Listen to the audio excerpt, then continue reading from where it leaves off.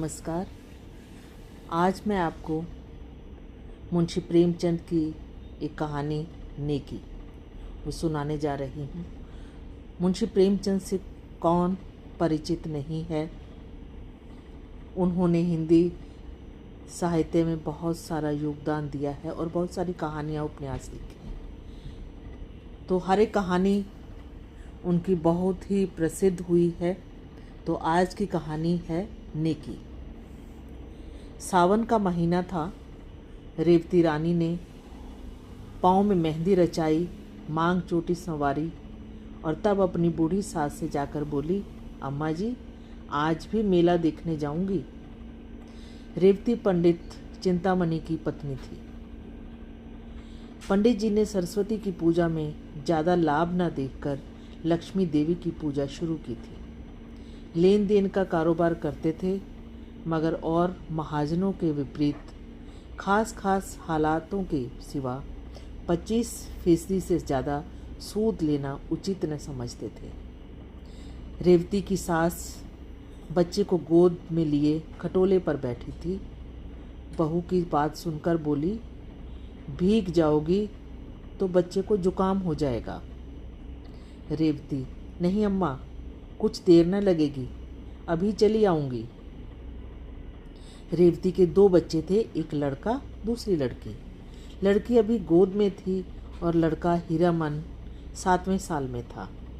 रेवती ने उसे अच्छे अच्छे कपड़े पहनाए, नज़र लगने से बचाने के लिए माथे और गालों पर काजल के टीके लगा दिए।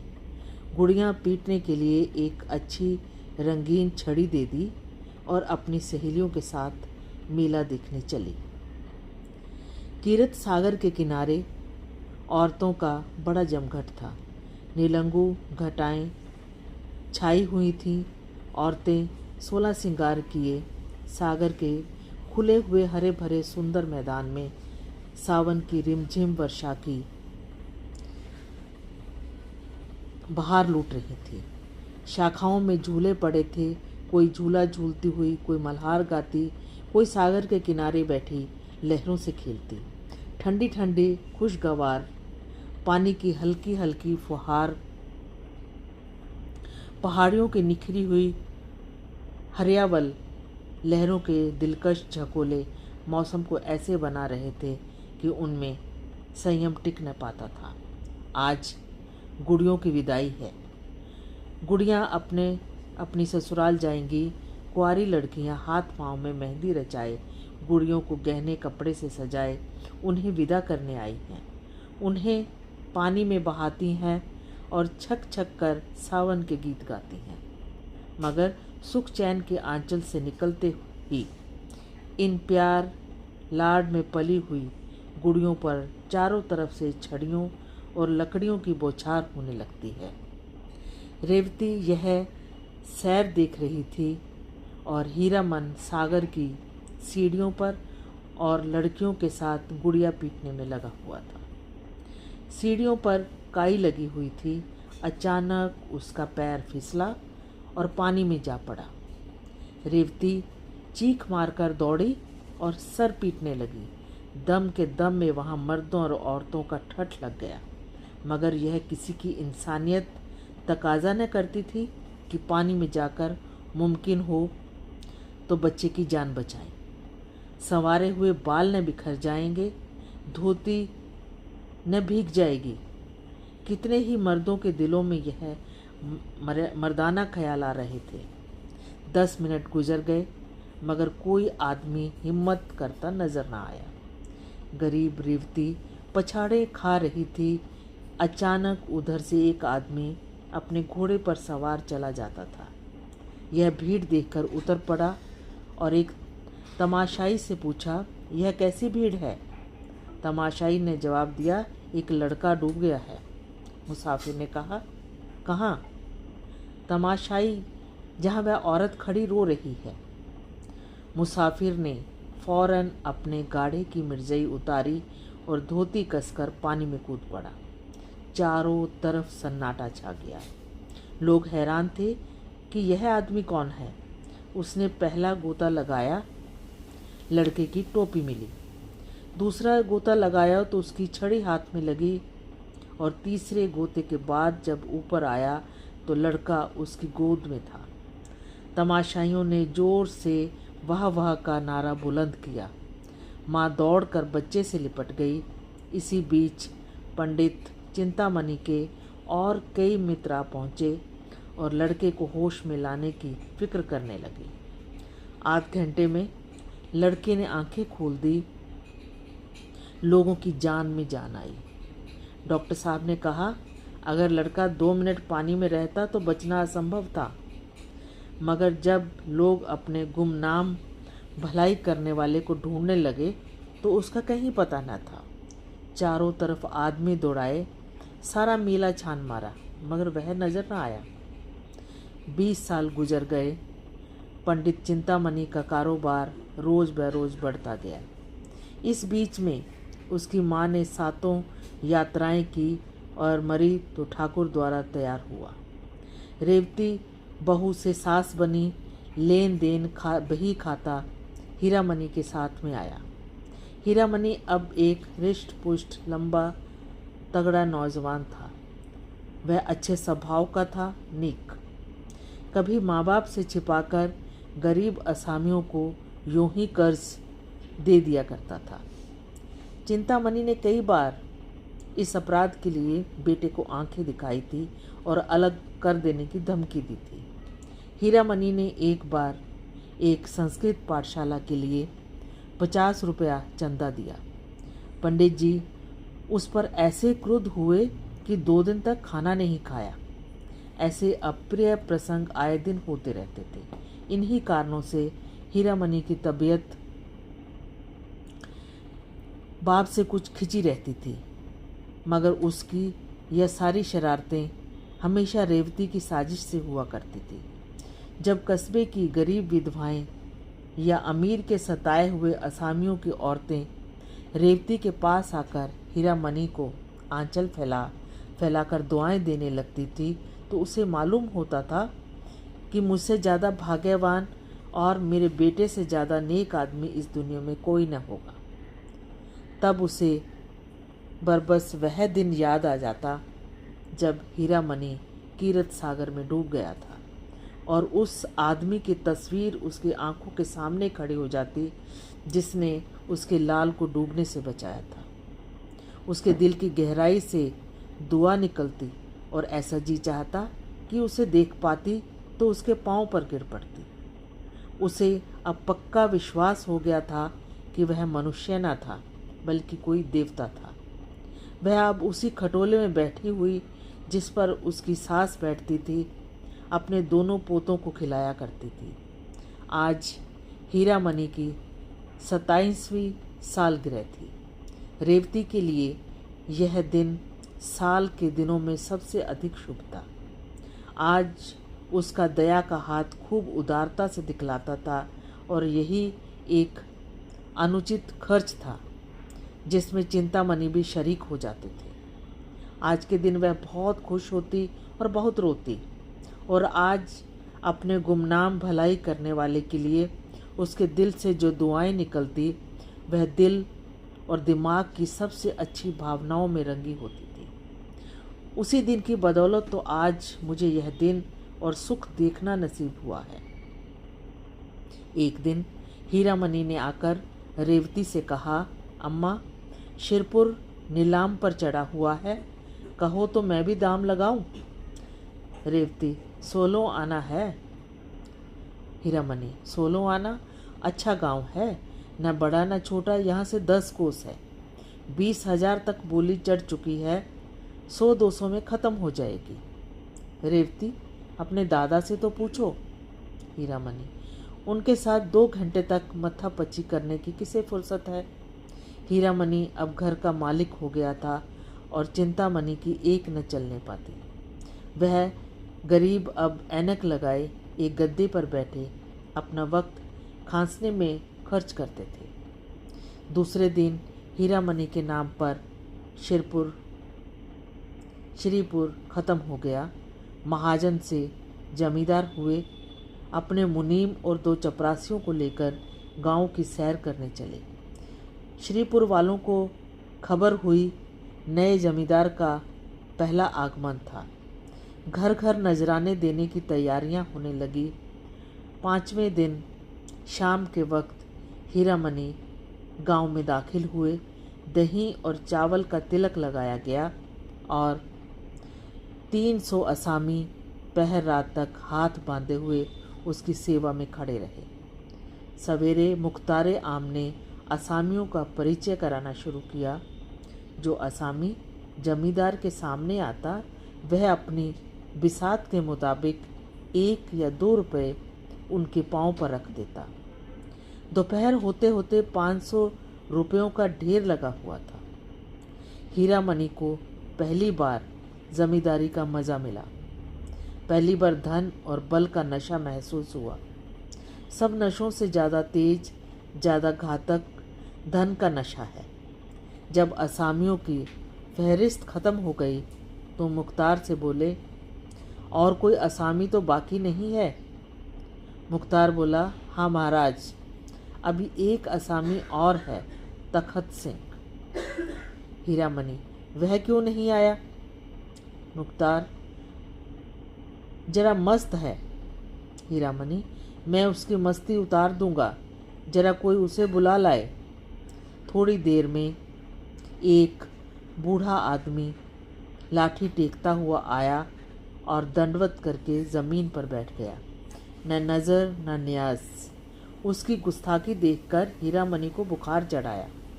कड़क कर बोले, अभी किसी जमींदार से पाला नहीं पड़ा है, एक एक की हेकड़ी भुला दूंगा।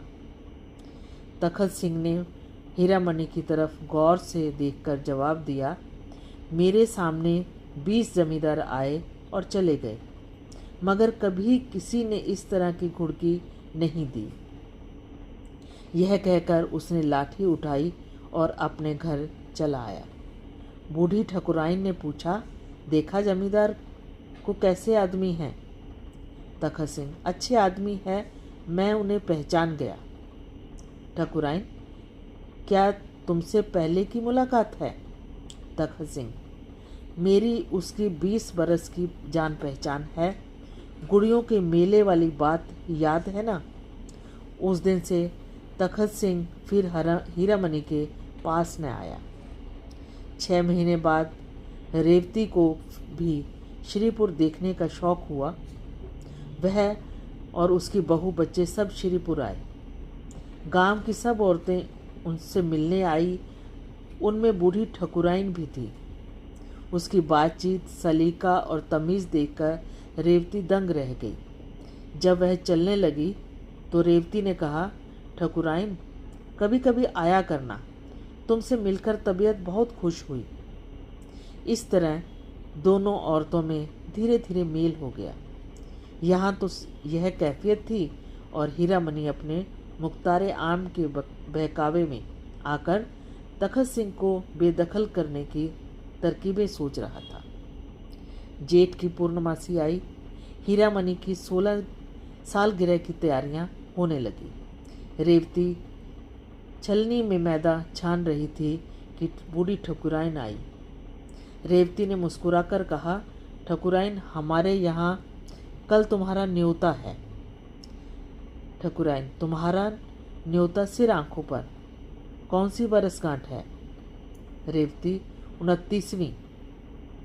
ठकुराइन, नारायण करे अभी ऐसे ऐसे 100 दिन तुम्हें और देखने नसीब हो। रेवती, ठकुराइन, तुम्हारी जबान मुबारक हो, बड़े बड़े जंतर मंत्र किए हैं, तब तुम लोगों की दुआ से यह दिन देखना नसीब हुआ है। यह तो 7वें ही साल में थे कि इनकी जान के लाले पड़ गए। गुड़ियों का मेला देखने गई थी, यह पानी में गिर पड़े। बारे एक महात्मा ने इनकी जान बचाई। इनकी जान उन्हीं की दी हुई है। बहुत तलाश करवाया, उनका पता न चला। हर बरसगांठ पर उनके नाम से 100 रुपये निकाल कर रखती हूँ। 2000 से कुछ ऊपर हो गए हैं। बच्चे की नीयत है कि उनके नाम से श्रीपुर में एक मंदिर बनवा दे। सच मानो ठकुराइन एक बार उनके दर्शन हो जाते तो जीवन सफल हो जाता, जी के हवस निकाल लेते। रेवती जब खामोश हुई तो ठकुराइन की आंखों से आंसू जारी थे। दूसरे दिन एक तरफ हीरामणि की सालगिरह का उत्सव था और दूसरी तरफ तखत सिंह के खेत नीलाम हो रहे थे। ठकुराइन बोली, मैं रेवती रानी के पास जाकर दुहाई मचाती हूँ। तखत सिंह ने जवाब दिया, मेरे जीते जी नहीं। आषाढ़ का महीना आया। मेघराज ने अपनी प्राणदायी उदारता दिखाई। श्रीपुर के किसान अपने अपने खेत जोतने लगे। तखत सिंह की लालसा भरी आंखें उनके साथ साथ जाती, जहाँ तक कि जमीन उन्हें दामन में छिपा लेती। तखत सिंह के पास एक गाय थी। वह अब दिन के दिन उसे चराया करता। उसकी जिंदगी का अब यही एक सहारा था। उसके उपले और दूध बेचकर गुजर बसर करता था। कभी कभी फाके करने पड़ जाते। यह सब मुसीबतें उसने झेली, मगर अपनी कंगाली का रोना रोने के लिए एक दिन भी हीरामणि के पास न गया। हीरामणि उसे नीचा दिखाना चाहता था, मगर खुद उसे ही नीचा दिखना पड़ा। जीतने पर भी उसे हार हुई। पुराने लोहे को अपने नीच हटकी आंच से झुका न सका। एक दिन रेवती ने कहा, बेटा, तुमने गरीब को सताया, अच्छा न किया। हीरामणि ने तेज होकर जवाब दिया, वह गरीब नहीं है, उसका घमंड मैं तोड़ दूंगा। दौलत के नशे में मतवाला जमींदार वह चीज़ तोड़ने की फिराक में था जो कहीं थी ही नहीं, जैसे नासमझ बच्चा अपनी परछाई से लड़ता है। साल भर तखत सिंह ने ज्यों के त्यों काटा। फिर बरसात आई, उसका घर छाया न गया था। कई दिन तक मूसलाधार मेह में मकान का एक हिस्सा गिर पड़ा। गाय वहां बंधी हुई थी, दबकर मर गई। तखत सिंह को भी सख्त चोट आई। उसी दिन से बुखार आना शुरू हुआ। दवा दारू कौन करता? रोजी का सहारा था वह भी टूटा। जालिम बेदर्द मुसीबत ने कुचल डाला। सारा मकान पानी से भरा हुआ। घर में अनाज का एक दाना नहीं। अंधेरे में पड़ा हुआ करा रहा था कि रेवती उसके घर आई। तखत सिंह ने आंखें खोली और पूछा, कौन है? ठाकुराइन, रेवती रानी है।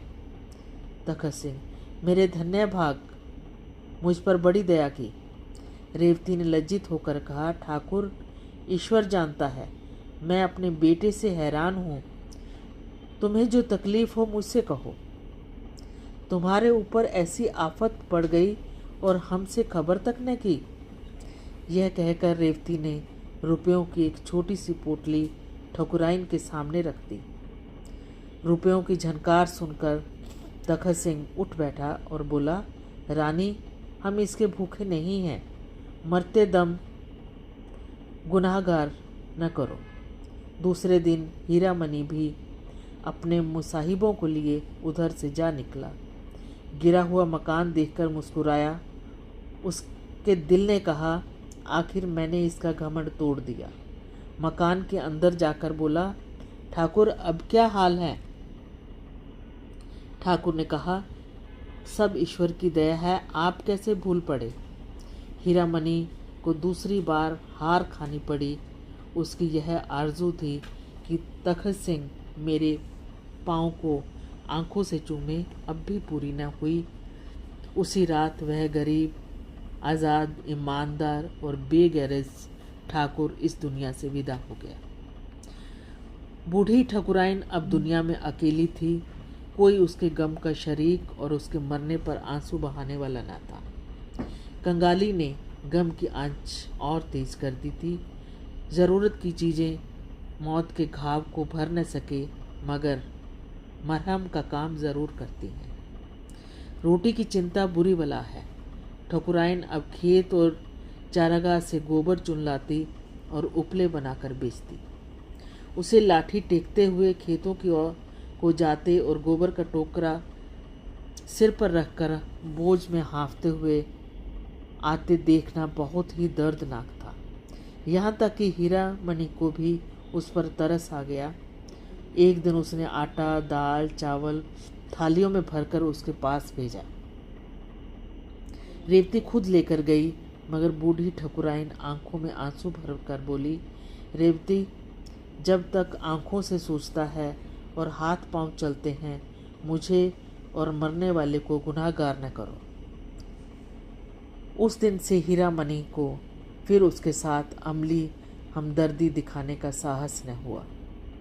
एक दिन रेवती ने ठकुराइन से उपले मोल लिए। गांव के पैसे के 30 उपले बिकते थे। उसने चाहा कि इसमें 20 ही उपले लूं। उस दिन से ठकुराइन ने उसके यहाँ उपले लाना बंद कर दिया। ऐसी देवियां दुनिया में कितनी हैं। क्या वह इतना जानती थी कि एक गुप्त रहस्य जबान पर लाकर मैं अपनी इन तकलीफ़ों को ख़त्म कर सकती हूँ, मगर वह एहसान का बदला न हो जाएगा। मसल मशहूर है, नेकी कर और दरिया में डाल। शायद उसके दिल में कभी यह ख्याल ही नहीं आया कि मैंने रेवती पर कोई एहसान किया। यह वज़ादार आन पर मरने वाली औरत पति के मरने के बाद 3 साल तक जिंदा रही। यह ज़माना उसने जिस तकलीफ़ से काटा, उसके याद करके रोंगटे खड़े हो जाते हैं। कई कई दिन निराहार बीत गए। कभी गोबर न मिलता, कभी कोई उपले चुरा लेता। ईश्वर की मर्जी, किसी का घर भरा हुआ है, खाने वाल नहीं। यूँ रो रो कर जिंदगी काटता है। बुढ़िया ने यह सब दुख झेला, मगर किसी के सामने हाथ नहीं फैलाया।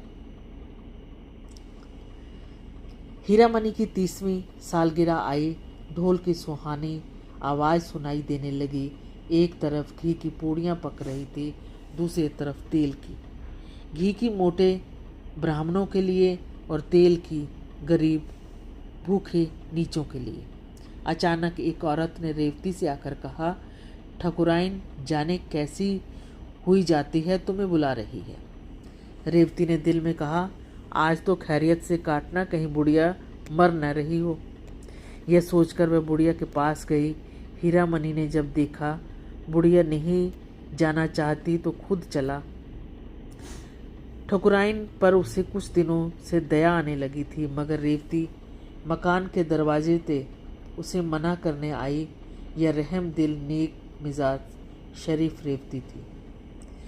हीरा मणि ठकुराइन के मकान पर पहुंचा तो वहां बिल्कुल सन्नाटा छाया हुआ था। बूढ़ी औरत का चेहरा पीला था और जान निकलने की हालत उस पर छाई हुई थी। हीरा मणि ने जोर से कहा, ठकुराइन, मैं हूँ हीरा मणि। ठकुराइन ने आंखें खोली और इशारे से उसे अपने नज़दीक आने को कहा। फिर रुक रुक कर बोली, मेरे सिरहाने पिटारी में ठाकुर की हड्डियाँ रखी हुई हैं। मेरे सुहाग का सिंदूर भी वही है। यह दोनों प्रयागराज भेज देना। यह कहकर उसने आंखें बंद कर ली। हीरा मणि ने पिटारी खोली तो दोनों चीज़ें हिफाजत के साथ रखी हुई थी। एक पोटली में 10 रुपये भी रखे हुए मिले। यह शायद आने जाने का सफ़र खर्च था। रात को ठकुराइन के कष्टों का हमेशा के लिए अंत हो गया। उसी रात को रेवती ने सपना देखा। सावन का मेला है, घटाएं छाई हुई हैं, मैं कीरत सागर के किनारे खड़ी हूँ। इतने में हीरा मणि पानी में फिसल पड़ा। मैं छाती पीट पीट कर रोने लगी। अचानक एक बूढ़ा आदमी पानी में कूदा और हीरा मणि को निकाल लाया। रेवती उसके पांव पर गिर पड़ी और बोली, आप कौन हैं? उसने जवाब दिया, मैं श्रीपुर में रहता हूँ, मेरा नाम तखत सिंह है। श्रीपुर अब भी हीरा मणि के कब्जे में है, मगर अब रौनक दोबाला हो गई है। वहाँ जाओ तो दूर से शिवालय का सुनहरा कलश दिखाई देने लगता है। जिस जगह तखत सिंह का मकान था वहाँ अब शिवाला बना हुआ है। उसके सामने एक पक्का कुआं और पक्की धर्मशाला है। मुसाफिर यहाँ ठहरते हैं और तखत सिंह का गुण गाते हैं। यह शिवाला और धर्मशाला दोनों उसी के नाम से मशहूर है। ये कहानी मुंशी प्रेमचंद जी द्वारा लिखी हुई है। उम्मीद है ये कहानी आपको अच्छी लगी होगी। धन्यवाद।